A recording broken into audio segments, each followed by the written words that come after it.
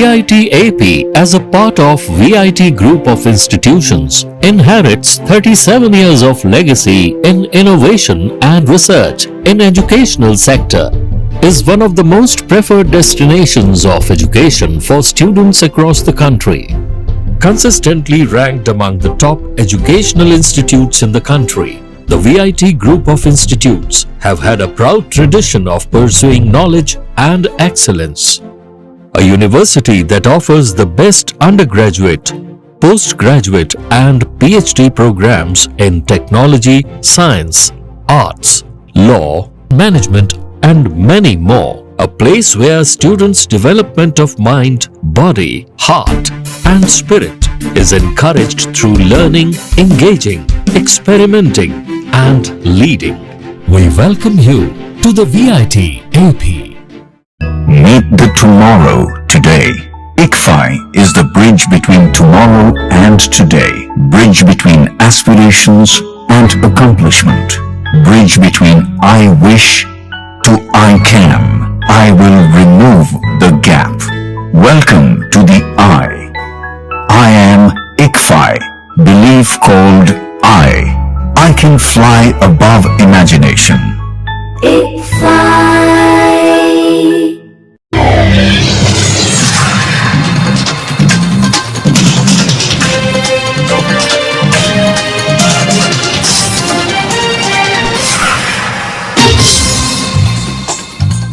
నమస్కారం, city news తెలుగుకి స్వాగతం. ఈనాటి వార్తా విశేషాలు. శ్రీ జగన్నాథ రథయాత్ర విజయవాడలో జూలై 16న ఘనంగా నిర్వహించనున్నట్లు ఇస్కాన్ ప్రకటించింది. విజయవాడ సీతమ్మవారి పాదాలు ప్రదేశంలో ఏర్పాటు చేసిన విలేకరుల సమావేశంలో ఇస్కాన్ విజయవాడ ఆలయ అధ్యక్షులు చక్రధారి దాస్ మాట్లాడుతూ, దక్షిణ భారతదేశంలోనే అతిపెద్ద రథోత్సవంగా గుర్తింపు పొందిన ఈ భారీ రథయాత్ర జూలై 16న గురువారం మధ్యాహ్నం 1 గంటకు ప్రారంభమవుతుందని, ఈ ఏడాది 1,00,000 మంది భక్తులు పాల్గొంటారని అంచనా వేస్తున్నట్లు ప్రకటించారు. దేశవ్యాప్త ప్రముఖ కళాకారులచే కూచిపూడి, తదితర సంప్రదాయ నృత్య ప్రదర్శనలు మరియు నాటక ప్రదర్శనలు జరుగుతాయని, అలాగే Russia, Ukraine, Germany, Brazil, Kazakhstan మరియు అమెరికా దేశాల భక్తులచే హరినామ సంకీర్తనలు జరపనున్నట్లు చక్రధరి దాస్ తెలిపారు.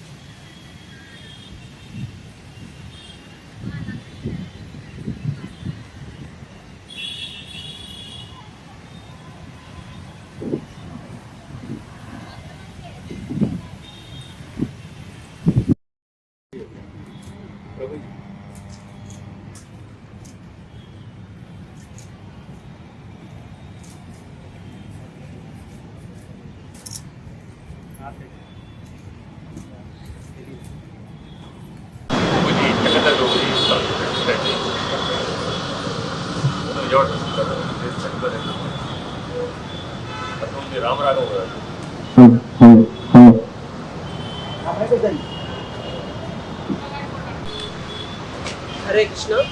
నా పేరు చక్రధారి దాస్. నేను ఇస్కాన్ విజయవాడకి మంత్రి అధ్యక్షులు సేవలు అందిస్తున్నాను. జగన్నాథ స్వామి రథయాత్ర మరో 2 రోజుల్లో ప్రారంభం రాబోతుంది. ప్రపంచంలోనే వార్షిక ఉత్సవాలలో అతిపెద్ద ఉత్సవం జగన్నాథ రథయాత్ర. సో మరే ఫెస్టివల్కి ఇలా నిశ్చితం ఏంటంటే, స్వామివారు స్వయంగా తన యొక్క మూల విగ్రహాలు బయటకు వచ్చి ప్రజలకి ఆశీస్సు అందించే ఉత్సవం జగన్నాథ స్వామి. అందుకనే జగన్నాథ రథయాత్ర అనేది విశ్వవ్యాప్తంగా పేరుగాంచింది. ఒకప్పుడు రథయాత్ర అనేది ముఖ్యంగా పూరి మరియు ఒరిస్సా ప్రాంతాలకు జరిగేది. కానీ ఇస్కాన్ సంస్థాపకాచార్యుడు శ్రీల ప్రభుపాదుల వారి యొక్క విశేష కృషితో ఈరోజు ప్రపంచవ్యాప్తంగా 700 పైచలకు రథయాత్ర జరుగుతున్నాయి. ఒక్క భారతదేశంలోనే 450 పెద్ద రథయాత్రలు జరుగుతున్నాయి. చెప్పాలంటే మన ఇస్కాన్ విజయవాడ మన ఆధ్వర్యంలోనే 6 రథయాత్రలు జరుగుతున్నాయి 9 రోజుల్లో. ముఖ్యంగా మన విజయవాడలో జరగబోయే రథయాత్ర, విజయవాడ గత 20 సంవత్సరాలుగా మనం రథయాత్ర చేస్తున్నాము. మరియు లాస్ట్ 5 years నుంచి ఆ రథయాత్ర మరో స్థాయికి తీసుకువెళ్ళాము. పూరి మందిరంలో ఏ విధంగా అయితే 9 రోజుల ఉత్సవం జరుగుతుందో, నాట్ జస్ట్ సింగిల్ డే, అదేవిధంగా మనం కూడా స్వామివారు ఎండ్ పాయింట్లో గుండిచా మందిరాన్ని స్థాపించి మీరు గమనించవచ్చు. ఇక్కడ దాకా ఎంత సెటప్ అనమాట. స్వామివారు ఇక్కడే వచ్చి 3 రోజులు ఉంటారు. సో ఈ సంవత్సరం మన ఇస్కాన్ విజయవాడ రథయాత్ర 16వ తేదీ నాడు మనం జరుపుతున్నాము. ఈ రథయాత్ర భవానీపురంలో సితార దక్షిణ దగ్గర ప్రారంభమయ్యి సితార్ మీదుగా మరియు స్వాతి థియేటర్ దక్షిణ మీదుగా భవానీపురం రోడ్డు మీదుగా వచ్చి ఇంత సీతమ్మవారి పాదాల దగ్గర ముగుస్తుంది. పూర్తిగా 6 కిలోమీటర్ల పైచిలకు ఉంటుంది. సో ఈ రథయాత్రలో అందరూ కూడా పార్టిసిపేట్ చేయొచ్చు. కుల మత వర్గ భేద ధనిక భేద ఎటువంటి తారతమ్యం లేకుండా ప్రతి ఒక్కరూ పాల్గొంటారు. ఉత్సవంలో అందరూ కూడా పాల్గొంటారు. ఉత్సవంలో రథాన్ని తాగుతారు, అవకాశం ఉంటుంది. సో ఫైనల్ గా రథం వచ్చి డెంగ్యూ వ్యతిరేక మాసోత్సవాల సందర్భంగా ఎన్టీఆర్ జిల్లా జగ్గేపేట ప్రభుత్వ సామాజిక ఆరోగ్య కేంద్రం జిల్లా మలేరియా అధికారి డాక్టర్ రాజ్ నాయక్ ఆధ్వర్యంలో మంగళవారం అవగాహన కార్యక్రమం ఏర్పాటు చేశారు. ముఖ్య అతిథులుగా జగ్గేపేట శాసనసభ్యులు శ్రీరామ్ రాజగోపాల్ తాతయ్య హాజరయ్యారు. ఈ సందర్భంగా ఎన్టీఆర్ సర్కిల్ లో నిర్వహించిన డెంగ్యూ అవగాహన ర్యాలీలో పాల్గొన్న అతిథులు, ప్రజలు, ఏఎన్ఎంలు, ఆశా కార్యకర్తలతో కలిసి డెంగ్యూ నివారణపై ప్రతిజ్ఞ చేయించారు. అనంతరం వారు మాట్లాడుతూ డెంగ్యూ వ్యాధికి కారణమయ్యే దోమలు నీరు నిల్వ ఉండే ప్రదేశాల్లో అధికంగా వృద్ధి చెందుతాయని, ప్రతి ఒక్కరూ తమ ఇళ్ల పరిసరాల్లో ఎక్కడ నీరు నిల్వ ఉండకుండా జాగ్రత్తలు తీసుకోవాలని సూచించారు.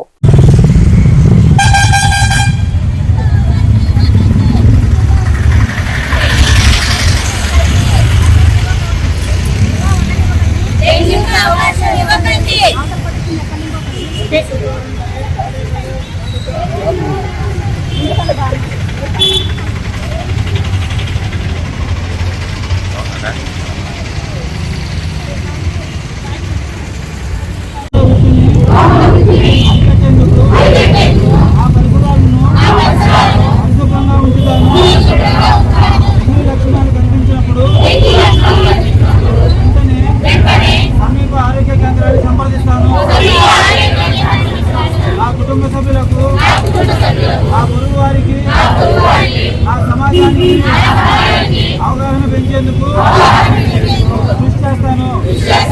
పరిశీలించండి, శుభ్రం చేయండి, మూతలు పెట్టండి. డెంగ్యూ నివారణ మనందరి బాధ్యత. బీజేపీ రాష్ట్ర అధికార ప్రతినిధి ముళ్లపూడి రేణుక రాష్ట్ర కార్యాలయంలో మీడియా సమావేశం ఏర్పాటు చేశారు. ఈ సందర్భంగా ముళ్లపూడి రేణుక మాట్లాడుతూ మోడీ తోడు ఆంధ్ర జోరు, పోలవరం మోడీ వరం అన్నారు. ఆంధ్రులకు అమృత కలశం లాంటిది పోలవరం అని ఈ నెల 16న రాష్ట్ర బీజేపీ అధ్యక్షులు పివెన్ మాధవ్ పిలుపు మేరకు కేంద్ర మంత్రి శ్రీనివాస్ వర్మ, రాష్ట్ర మంత్రి సత్యకుమార్ యాదవ్, ఏలూరు, పశ్చిమ తూర్పుగోదావరి జిల్లాల బీజేపీ అధ్యక్షులు, నాయకులు పోలవరం ప్రాజెక్టు ను సందర్శించనున్నారు. ప్రపంచంలోని అతిపెద్ద స్పిల్వే పోలవరం ప్రాజెక్టు అని, 23 టీమ్స్ వాటర్ ఉత్తరాంధ్రకు ఇచ్చేది పోలవరం ప్రాజెక్టు మాత్రమేనని, తెలంగాణ రాష్ట్రంలోని 7 గ్రామాలకు పోలవరం ప్రాజెక్టులో విలీనం చేయడం జరిగిందన్నారు. పోలవరం మోడీ వరం, మోడీ తోడు ఆంధ్ర జోరు. ఆంధ్రులకు అమృత కలశం లాంటిది పోలవరం. అదేవిధంగా అనేక ప్రత్యేకతలు ఉన్నటువంటి ఈ పోలవరం ప్రాజెక్టుని ఎల్లుండి 16వ తారీఖు నాడు భారతీయ జనతా పార్టీ రాష్ట్ర అధ్యక్షులు గౌరవనీయులు పివిఎన్ మాధవ్ గారి నేతృత్వంలో కేంద్ర మంత్రివర్యులు భూపతి రాజు శ్రీనివాస్ వర్మ గారు, అలాగే రాష్ట్ర ఆరోగ్య శాఖ మంత్రి సత్యకుమార్ గారు, రాష్ట్రంలో భారతీయ జనతా పార్టీ ఎంపీలు, ఎమ్మెల్యేలు, ఎమ్మెల్సీలు, అలాగే రాష్ట్ర పదాధికారులు, రాష్ట్ర అధికార ప్రతినిధులు, మీడియా ప్యానలిస్టులు, అలాగే ఏలూరు, తూర్పు గోదావరి, పశ్చిమ గోదావరి ఆ 3 జిల్లాలకు చెందినటువంటి పార్టీ కార్యకర్తలు, నాయకులు అందరూ కూడా ఈ యొక్క పోలవరం ప్రాజెక్టుని సందర్శించడానికి రాష్ట్ర పార్టీ అధ్యక్షులు మాధవ్ గారు నిర్ణయించడం అయినది. మరి మనందరికీ తెలుసు, పోలవరం ప్రాజెక్ట్ అంటే ఇదేదో మామూలు ఒక ఇరిగేషన్ ప్రాజెక్టే కాదు, దానికి అనేక ప్రత్యేకతలు ఉన్నాయి. పోలవరంని జాతీయ ప్రాజెక్టుగా ప్రకటించడం, ఆ యొక్క జాతీయ ప్రాజెక్టుని పూర్తి చేసేటువంటి రెస్పాన్సిబిలిటీ కానీ, దానికి కావలసినటువంటి 7 ముప్పు మండలాల్ని తెలంగాణ నుంచి ఆంధ్రప్రదేశ్ కి కలపటం, దానికి కావలసినటువంటి అన్ని పర్యావరణ అనుమతులు ఇవ్వటం, అలాగే ఇంటర్ స్టేట్ డిస్ప్యూట్స్ ఏవైతే ఉన్నాయో వాటన్నిటిని కూడా క్లియర్ చేయటం, దానికి కావలసినటువంటి నిధులని సమకూర్చటం, అలాగే దానికి కావలసినటువంటి సాంకేతికత నిపుణులు కానీ ఒక పర్యవేక్షణకు కావలసినటువంటి పోలవరం ప్రాజెక్ట్ అథారిటీని ఏర్పాటు చేసి దాని ద్వారా మనకు ప్రాజెక్ట్ మానిటరింగ్ కానీ ఇంజనీరింగ్ డిజైన్స్ ఎప్పటికప్పుడు కావలసినటువంటి అడ్వైస్ ఇవ్వటం కానీ ఇదంతా కూడా కేంద్ర ప్రభుత్వం భరించేలాగా ఆ రోజు చట్టంలో పెట్టడమే కాదు, ఈవేళ అది సాధ్యమయ్యి అదొక ఇట్స్ బికమింగ్ ఏ రియాలిటీ. ఎందుకంటే పోలవరం ఒక చరిత్ర ఉంది. 1941లోనే ఆ రోజు మెడ్రాస్ ప్రెసిడెన్సీలో వెంకటకృష్ణ అయ్యర్ అనేటువంటి వారు chief engineer of irrigation department, వారు మొట్టమొదటిసారిగా ఆ రోజున ప్రపోజ్ చేశారు భారతదేశానికి ఈ యొక్క ప్రాజెక్ట్ యొక్క అవసరం. గోదావరి నీళ్ళని మనం పట్టగలిగితే కరువు ఉండదు, వ్యవసాయం పెరుగుతుంది, ఈ దేశానికి ఎంతో ప్రాముఖ్యత ఉన్నటువంటి ప్రాజెక్ట్ అని చెప్పి వారు ఆ రోజున ప్రపోజ్ చేసినటువంటి ప్రాజెక్ట్. ఆ తర్వాత దాదాపు తమ సంస్థకి ద్రోహం చేసిన సిబ్బందిపై తాము నమోదు చేసిన ఫిర్యాదుల మీద అధికారులు చర్యలు చేపట్టేలా ప్రభుత్వం చర్యలు తీసుకోవాలని AP MMS enterprise private limited director Sanghan Kim ప్రభుత్వాన్ని కోరారు. విజయవాడ ప్రెస్ క్లబ్ లో ఏర్పాటు చేసిన విలేకరుల సమావేశంలో ఆయన మాట్లాడుతూ ఏపీ ఎంఎంఎస్ సంస్థ 40 కోట్ల రూపాయల వార్షిక టర్నోవర్ ను కలిగి ఉంది మరియు సుమారు 200 భారతీయ కుటుంబాలకు ప్రత్యక్ష ఉపాధిని అందిస్తుందని వివరించారు. కియా మోటార్స్ కి అనుబంధంగా విడిభాగాల తయారీ కోసం పెనుగొండలో ఏర్పాటైన AP MMS enterprise private limited స్థానిక సహా నిర్వాహకులు అంతర్గతంగా ముడిసరుకు దారి మళ్లించి తనను మోసం చేస్తున్నట్లు ఆయన ఆరోపించారు. అంతర్గత ఆడిట్ లో తీవ్రమైన ఆర్థిక అవకతవకలు, సంస్థ వనరుల మళ్లింపు, నిధుల దుర్వినియోగం వల్ల గణనీయమైన ఆర్థిక నష్టాల వాస్తవాలను కనుగొని చర్యలు ప్రారంభించగానే సంబంధిత ఉద్యోగులు సంస్థకు రాజీనామా చేసినట్లు సంఘన్ కిమ్ వెల్లడించారు.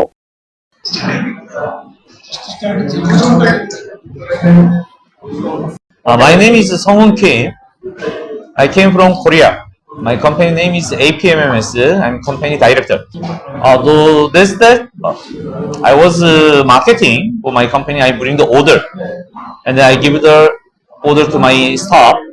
The procurement of our company main 3 staff was cheating. Complained maybe 2 months back. So whatever SP order below, whatever low level people, no action. Anyway, all not only me, all foreigner coming to any issue, we don't know the action. How can I do? They only all postpone. In this situation, also very difficult because whatever invest here and then they are cheating that much. How they can spend the time and 2026 company started in 2022 only. Actually the fraud started in 2026. Mall బయటపడింది 26 లో. ఈ ముగ్గురు staff కూడా 2022 పెట్టినప్పటి నుంచి ఉన్నారు.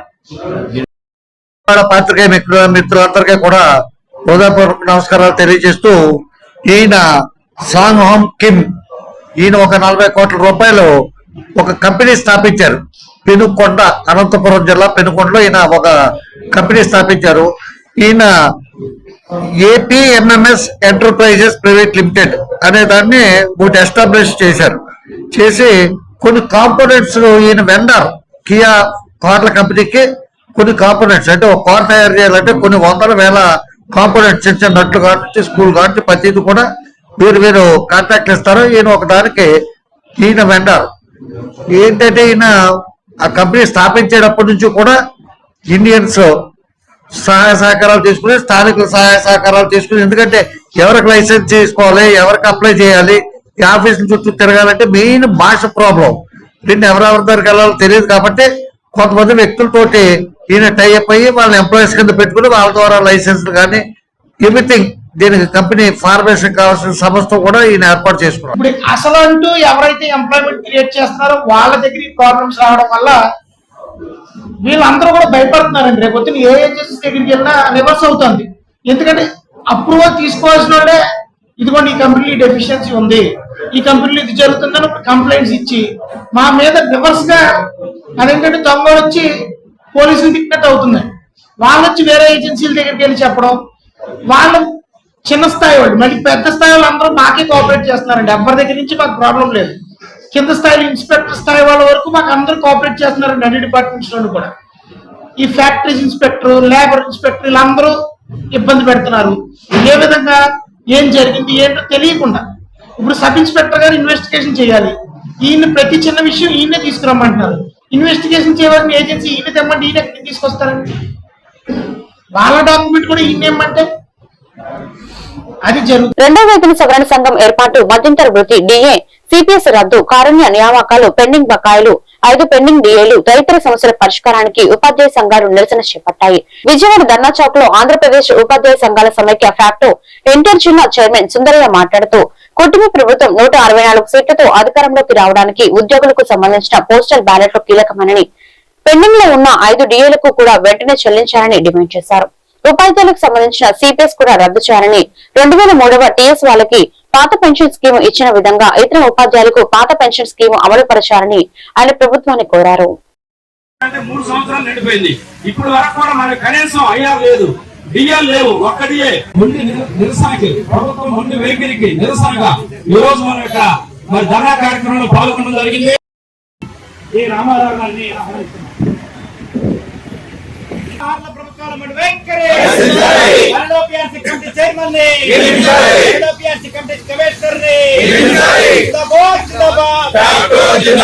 Pending ఉన్న DR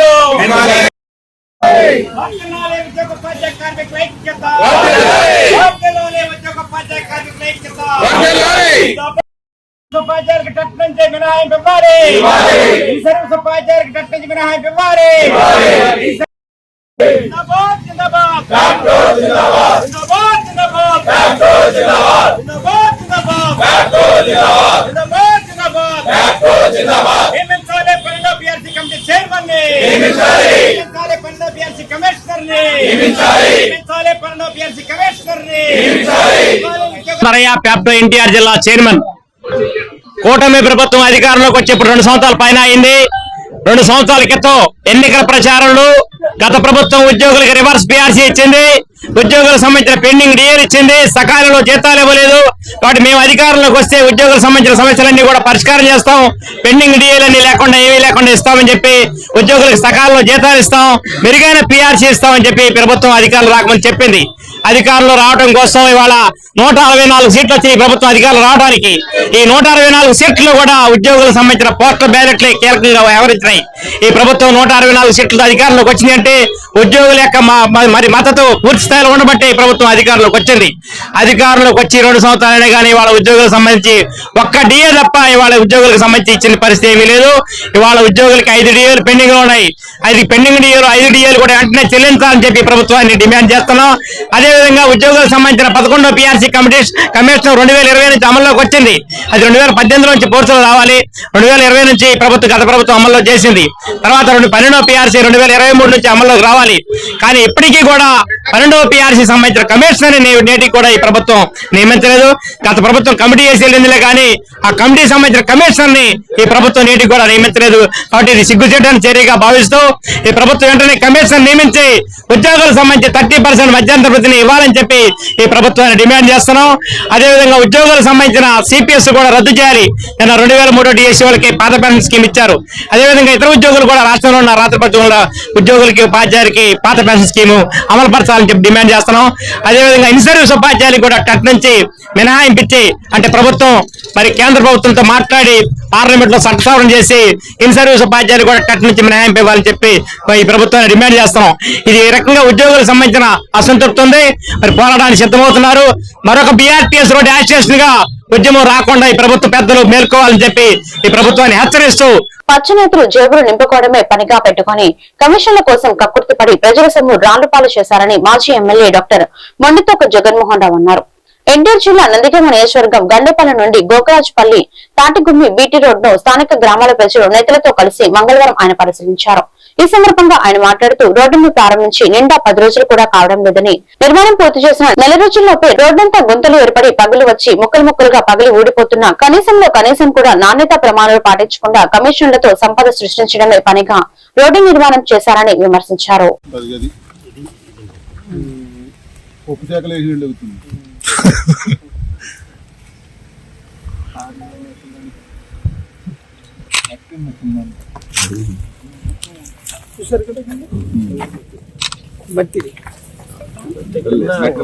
నాణ్యతా ప్రమాణాలు లేకుండా 4 కోట్ల రూపాయల విలువైన రోడ్డు ఎటు పూసినట్టు ఈ సొమ్ము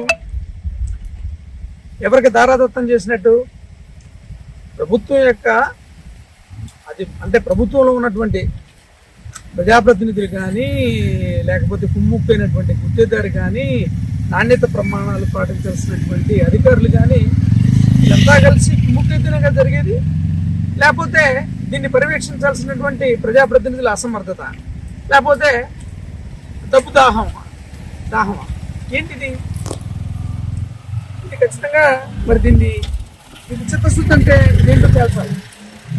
ఎంత తేల్చాలా, ఈ నాణ్యతని మీరు ఎలా పరిగణిస్తారో చెప్పాలా, ఎంత రికవరీకి పెడతారో కూడా చెప్పాలి ప్రజలకు. ఇది మీ సొమ్ము కాదు, ప్రజా. ఈ వార్తలు ఇంతటితో సమాప్తం. మరొక బులెటిన్లో మళ్ళీ కలుద్దాం. నమస్కారం.